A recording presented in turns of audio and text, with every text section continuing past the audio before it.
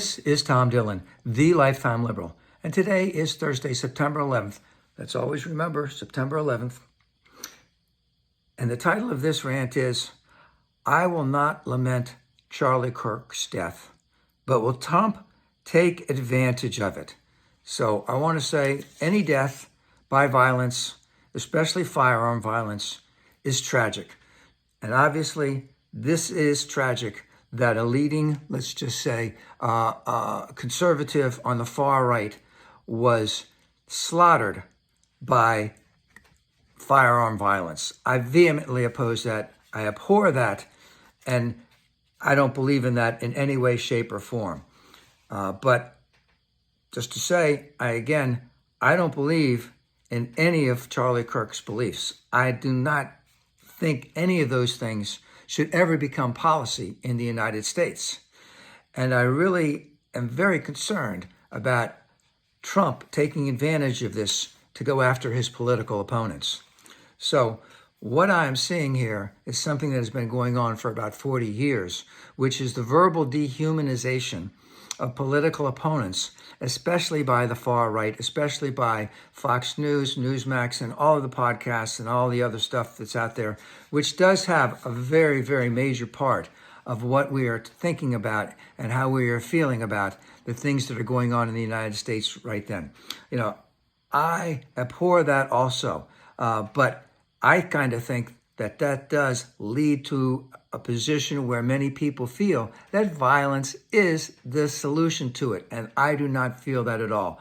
That politics should be devoted strenuously, strongly, verbally, let's just say in the halls of Congress, and decisions should be made according to that. And then we respect those decisions and we move on. And if your position did not make it, you need to make your position better. You need to fight for your beliefs. And I believe that.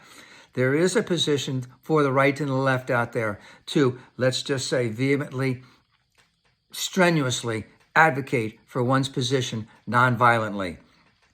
All right? But dehumanizing our political opponents to the point that violence seems acceptable is totally out of the thing. Now, I want to point out that I don't believe in anything that Charlie Kirk had to say. I don't believe in his policies. I don't think they should ever become law or even be considered. Because if you remember, what I remember is back in the 70s, there were lots of people on the far right, like Charlie Kirk, etc. And you know what the Republicans called them at the time? They called them the crazies, because they advocated for stuff that no Republican would vote for at that time. And I'm just going to point out a couple of his views. Gay people should be stoned to death. Multiple black politicians stole white people's party. Hydroxychloroquine cures COVID. Vaccine requirements are medical apartheid. Women's natural place is under their husband's control. So, and many, many other things. I don't think any of those things should ever be considered, ever be part of law here in the United States, but a lot of people do. But I want to point out that what his basis, his grand plan for living, what his thought process was in all of this is that rich white people should be at the top of the economic ladder and every other ladder. And by that, I mean business, education, media, religion, I said business already, politics, etc. I think there's 7 of them. I can't remember each one. And the point is, now that this has happened, will Trump try and take advantage of this?